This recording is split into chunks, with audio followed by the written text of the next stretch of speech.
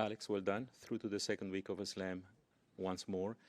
How did you turn it around after losing the first set? Yeah, it was definitely not pretty, but I found a way, and that's all that matters. That's all I need to do in these types of moments. It's find a way to get through the first week. By no means was it pretty, but I'm glad I made it over the line. Mark.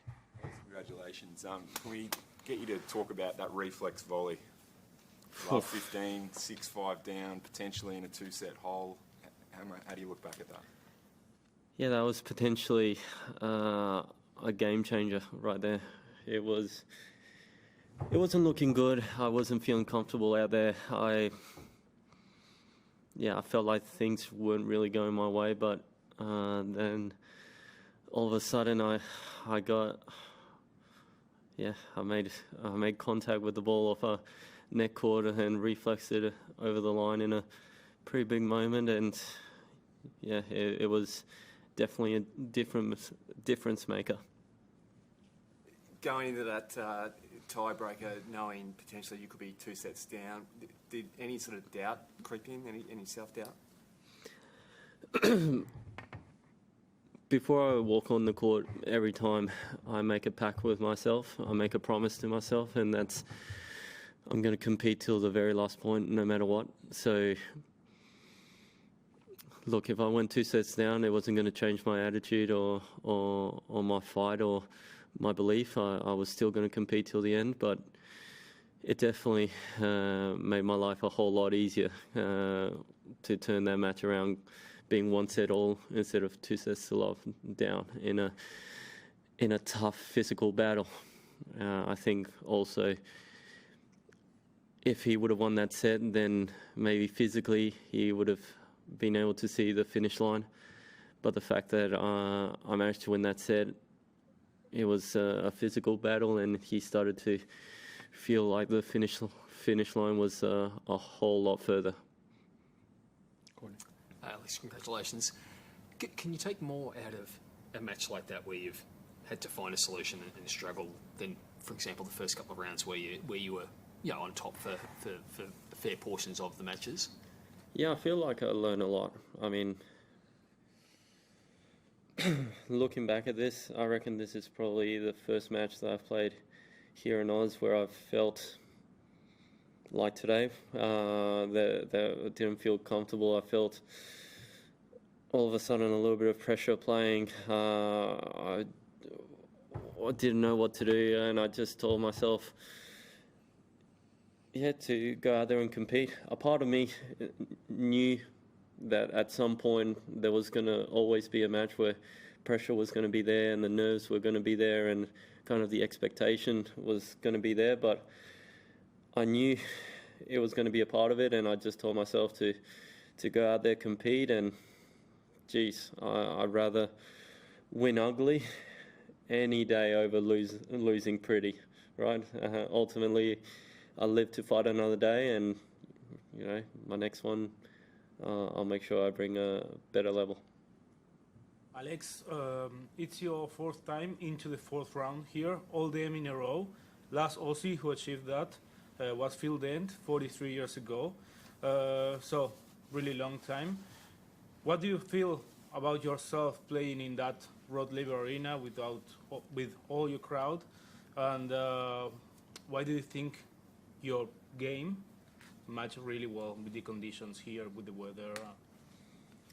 Yeah, I mean, look, there's no better feeling than playing in front of a packed crowd, right? Even playing in a day session and seeing everyone out there with me for 4 hours, right? They're in the stands, and it's hot in the stands as well, right? It's obviously hot on the court, but for most of that match, people in the stands, they're out there in the sun, and they're still supporting me from the very first point to the last. So that's truly special. And today, day session, Aussie heat, born and raised in it. I'm ready to go.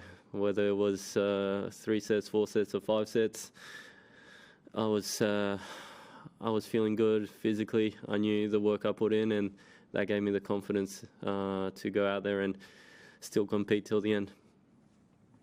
Alex, could I ask you to look back at a couple of moments in the past? One, the first time you were in the fourth round here against Sinner, and again last year against Mickelson. I think he beat you in Rublev. I play Mickelson now. Yeah, a year ago you lost to Mickelson. To Rublev. In Mexico last time. Oh, okay, sorry. Yeah. Just kind of wanted to get a comparison of how you were feeling 4 years ago against Sinner, how you're feeling a year ago against Mickelson, and how you're feeling now. Okay. Yeah, it's part of my journey, right? I think when I played Jannik in that fourth round, I think we were both very, very different players. He was still coming up, still wasn't as solid as he is right now, and yeah, a different version of myself, a lot younger, still had the competitive, the mental aspect, but still lacked many areas to really take it to these top guys. And yeah, I played Mickelson twice. One went his way, one went mine. 2 different matches, one on clay, one on hard. So he's been playing really well. He's a dangerous opponent with a lot of confidence right now, and he's taken some big scalps this week. So ready for a battle. He's going to go out there with no fear, and you know I'm going to do my best to make it difficult for him. Last two? Yeah. Alex, I'm keen to get your thoughts on the Tomic match-fixing investigation coming to light. And secondly, do you think enough is being done to stop match-fixing? Yeah, I mean, to comment on something that I literally had no idea about it, and I saw it on the news. I think it was last night for the very first time. So I've had no idea about any of the situation, and you know where it's even at. Now, of course, it's something. Match fixing is something in our sport that we don't ever want. We don't ever want to taint this beautiful sport that we're playing. So, of course, if anyone has done anything of that sort, then I'm not for it, and I think you know the authorities will definitely punish them severely. Last one. Alex, Novak spoke very highly of you in his press conference last night, mentioning several areas of improvement that he's seen, including serve, court positioning, you know, defence, things like that.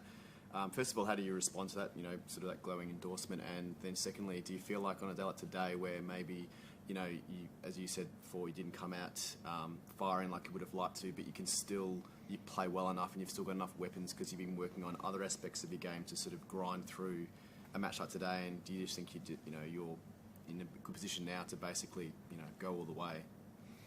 Well, look, ultimately, when you hear any compliments coming from someone like Novak, who's virtually perfect in every aspect of his game, is obviously very nice to hear and always well appreciated, because you put in the work with your team behind closed scenes, but it's always good that other players in the locker room are noticing, right? It means that you're doing something right. So that's a great feeling. And yeah, today, getting through matches like today, I think maybe in the past, not playing well, not feeling amazing, I maybe would have found a way to lose that match, right? Like that first set where I was in control and then all of a sudden it just kind of slipped out of my hands. But I think this version of myself is exactly that even if I don't have my best day, I'm going to compete till the end, and I'm still going to be a very tough out for anyone who's in front of me. So I build on that, we move on, and hopefully bigger and better things coming on for the next round. Thank you. Thank you.